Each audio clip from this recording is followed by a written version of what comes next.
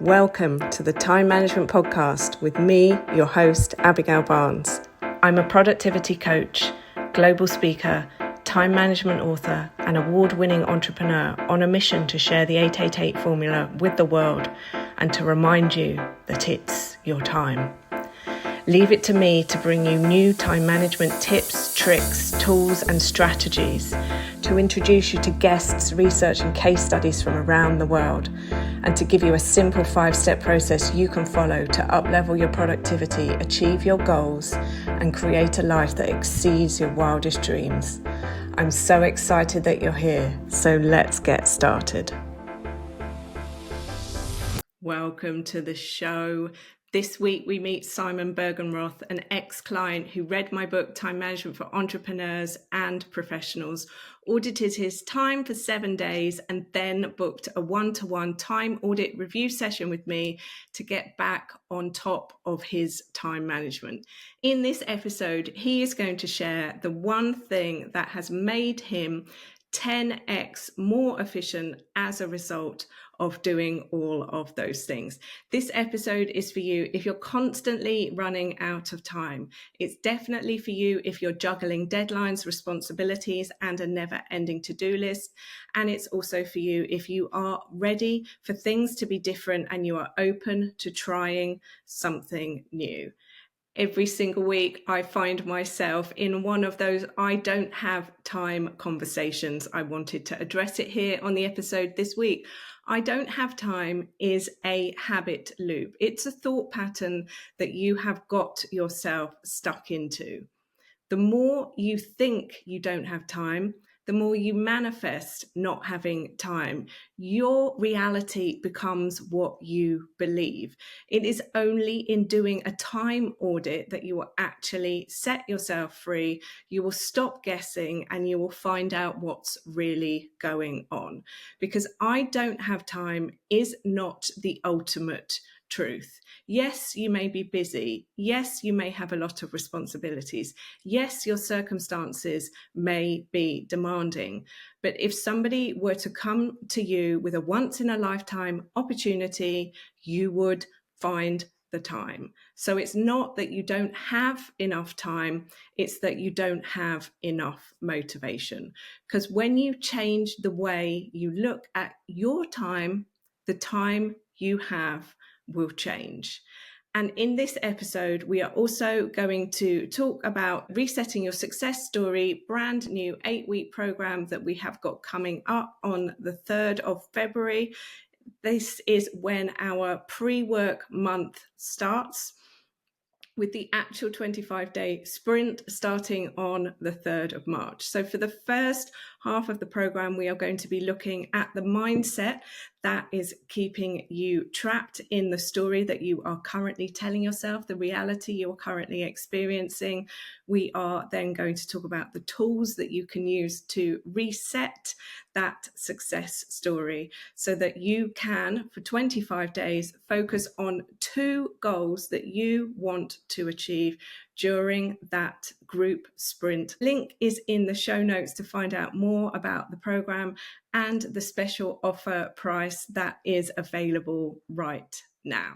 Because it was Benjamin Franklin who famously said, "If you fail to plan, you will plan to fail."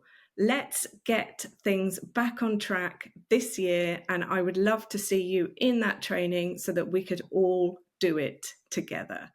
And without further ado, let's dive into Simon Bergenroth's conversation, realization, and what he discovered from auditing his time for 7 days. Today, I am joined by a special guest, Simon Bergenroth. Simon, welcome to the show.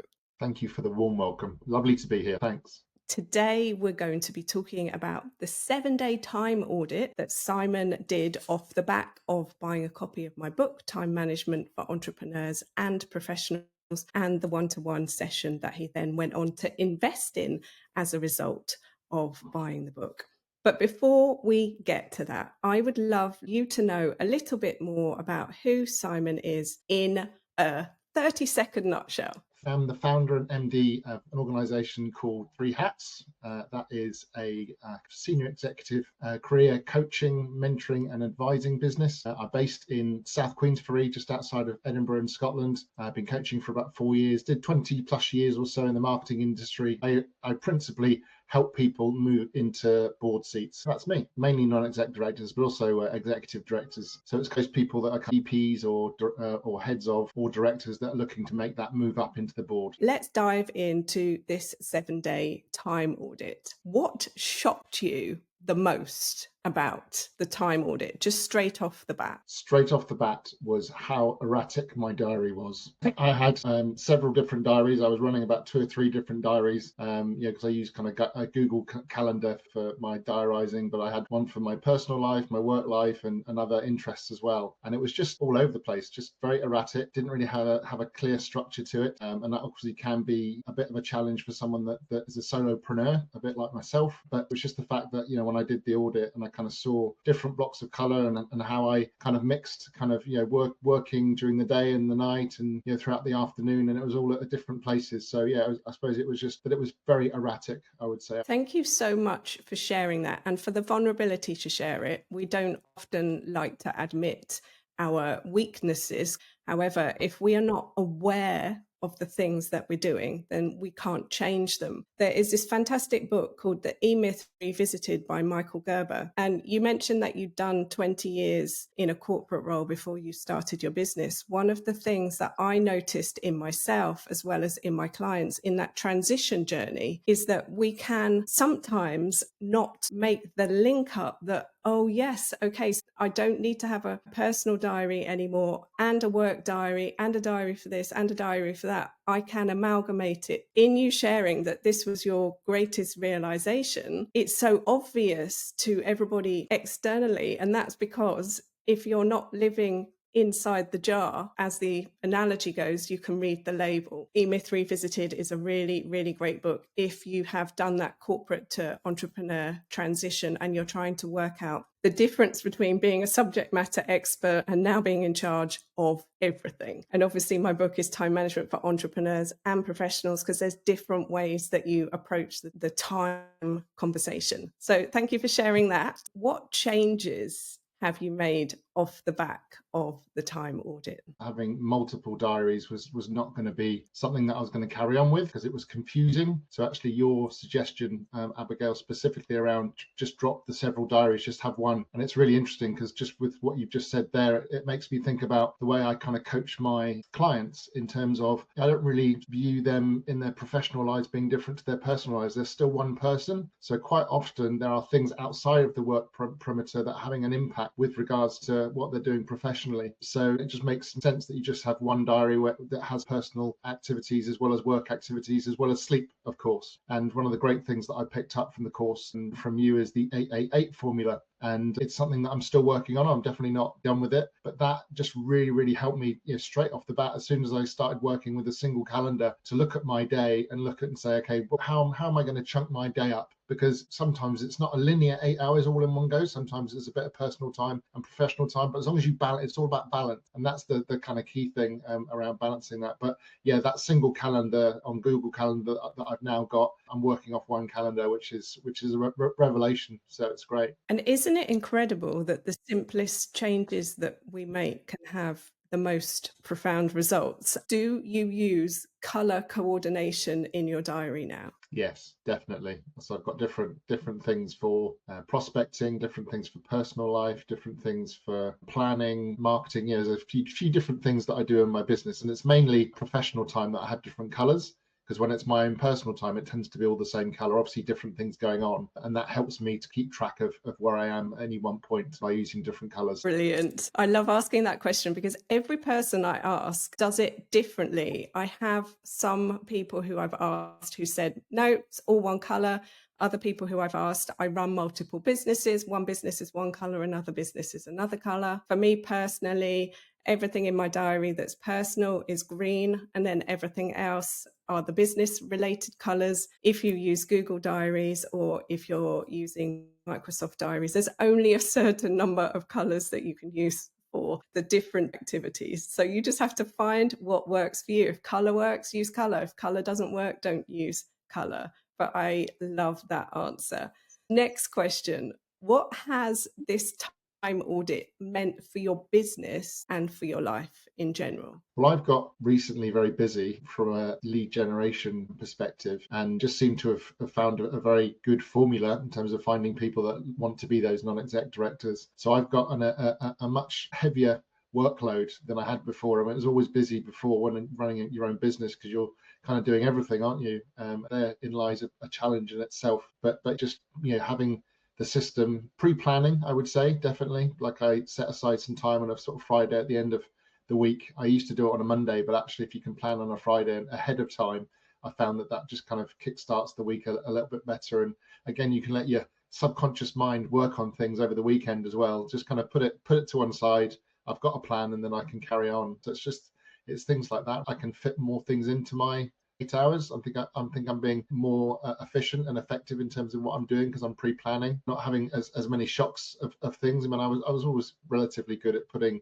sort of key dates into the diary, but again, having that much more focus on your diary, looking ahead of time, just helps you to prepare and make sure you don't have that last minute Larry thing, as the saying goes, that you're kind of doing it last minute because you never do your best work. I don't agree always with the fact that people say nothing like a deadline to sharpen the mind, but now I'm doing things a lot earlier than I was before. So yeah, just kind of general sort of diary management and getting more in there and being more effective as a business owner. So great to hear this. And you literally just ping ponged my mind off to a brilliant TEDx that I watched once about procrastination when I was doing some research. And in this TEDx, the speaker talked about how they had procrastinated before doing a dissertation and they had literally left it right to the last minute, although they had all of the milestones, all of the time and the deadlines.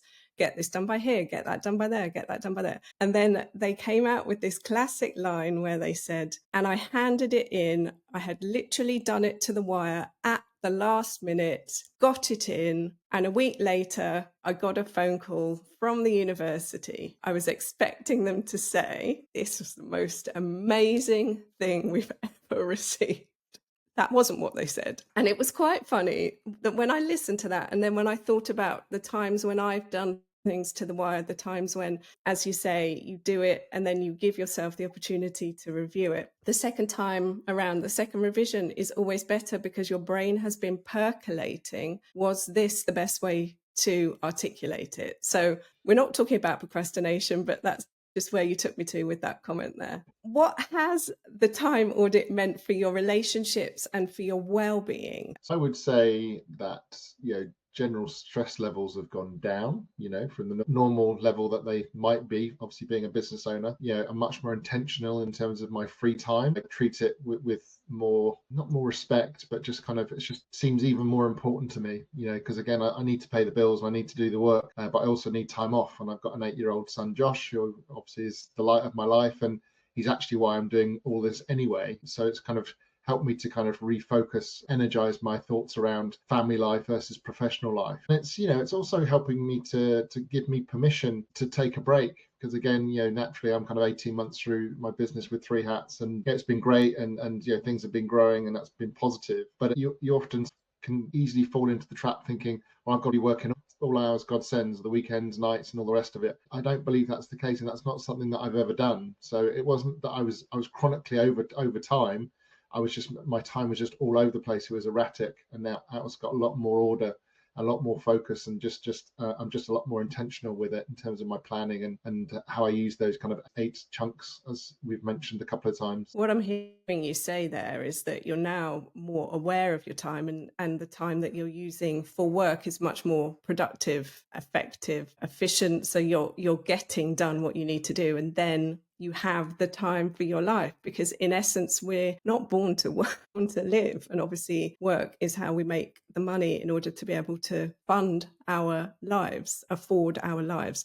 So it's, for me, the conversation about balance, time, and money is an interesting one because they're not individual, they're all connected. It's a circle. You can't take one out. I'm going to make more money, I'm going to have more time, I'm going to have more balance there. So it's a constant game of finding what works based on which phase and stage of your life you are at right now. Who would you recommend does a time audit? Well, I think that's a really easy question because I was thinking about this person when I was actually going through the course and seeing the benefit. And my brother, Neil Bergenroth, who lives out in Tulsa, who's at coachbergenroth.com, he's got a very busy life. He's an educator, he's a teacher. He is also an inventor and develops apps. He's also a rowing coach as well and coaches people around the world and in person or online and all the rest of it. And he has a daughter and a wife and a dog, and that's a lot going on there. He's a very, very busy person. He's very good at what he does, and he's received a couple of awards for and accolades. But there's been a number of times that he's mentioned to me over the last kind of 6 months that actually there's just so many things that he'd love to be doing, but he just doesn't have the bandwidth for. And he needs to. I think it would be helpful for him to kind of take a step back, as I did, do that audit, and then kind of take a view with regards to, okay, what are the priorities here, and what do I want to invest my time in going forwards versus what's at the moment, because it's always sounds like he's spinning lots of plates, and he does it incredibly well. As I said, he's very successful at what he does, but he would be the first person that would pop into my mind. So I'm hearing you say they're a busy entrepreneur who wants to get the balance. You did a one-to-one time audit session with me as well. We worked together. And would you say what difference has that actually made for you? It was like a milestone, really, just having the conversation, just in terms of what had been and what was going to be ahead. It was almost kind of like, I don't know how I would describe it. It was almost a bit like a commissioning sort of meeting, in the sense that you really empowered me in terms of giving me tools and how to move forward and how it's going to work well for me. And obviously we talked about my goals and what was going to be important. And it just felt like, again, because you've done this for so long now, you're such an expert on the area, you could just nail straight into the challenges in the areas that I had, and that is worth its weight in gold. No one really wants a coach or someone to support them where it takes ages and ages from long conversations, but actually that session was so sharp, it was so focused, it was so empowering to me, in terms of how I was going to use the 888 process going forwards, areas that I need to focus on, the single calendar. There was so much practical feedback and practical elements I could take away with it. But also it felt like emotionally, it felt like a commissioning, like I can move forward and I can take control on it.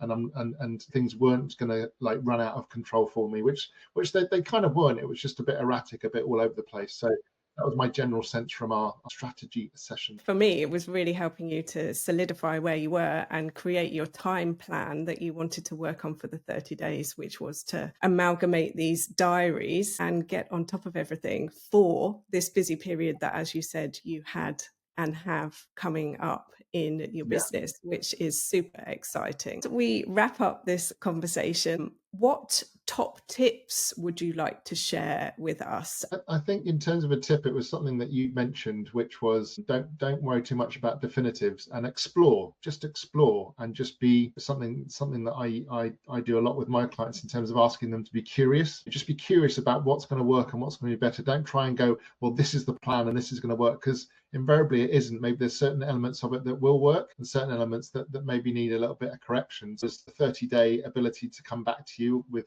questions and updates. I did that a couple of times. So I found that element of the service really, really useful. But yeah, just be curious about and try things out, and don't try and get it right first time. It's a work in progress, and just review it each week, see how well it's worked for you, make the corrections that you need, and just continue to be curious about how you can make things better each week. Brilliant. And just to touch upon that, the book is short for a reason. It's chatty for a reason. It is a 5-step guide to help you to turn your time into productivity, to find your missing time. So step 1, we're talking about this time audit. This is what Simon's saying he's done. Step 1 is audit your time. Step 2 is review that audit. Step 3 is then accepting that this is where you're at. Step 4 is making an agreement, drawing a line in the sand, saying to yourself, no more, I am not here for this, things are going to change. And then step number 5 is creating a new plan and taking steps, taking action on all of that.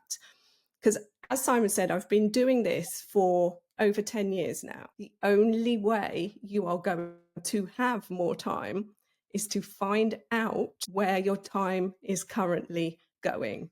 And I would love to be able to give people a magic pill. I would love to be able to give you a shorter shortcut, but 7 days of tracking your own time is the shortest shortcut I can give you. And hearing Simon there share what happened for him as a result of 7 days of tracking his time is testament to take the action, get the result. So as we wrap up this conversation here today, Simon, where is the best place that we can find you on the internet?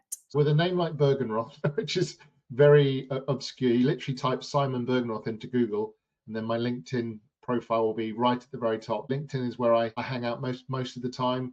Love to connect with anyone and share more of my story if it would be of help, or if you're interested to hear more about Three Hats. And of course, with everything we do, we always leave below in the show notes all the links that you could ever need. So there's a link to Simon's website down there as well. There's also links to the time audits. There's links to where you can buy the book. You can buy it on our website, Success by Design Training. You can also buy it on the Amazons around the world.